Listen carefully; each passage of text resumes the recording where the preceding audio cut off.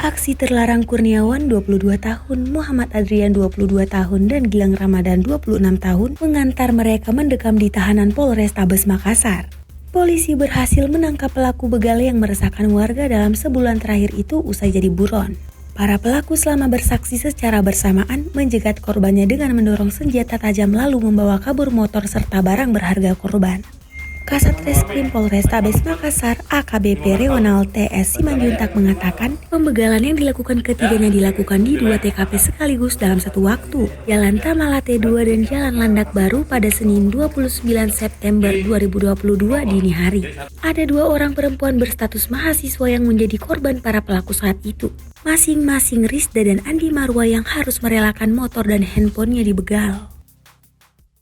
Telah berhasil mengungkap pelaku begal di 3 TKP. Yang pertama Tamalate, yang kedua di Jalan Landak, yang ketiga di Jalan Monumen Emi Sailan.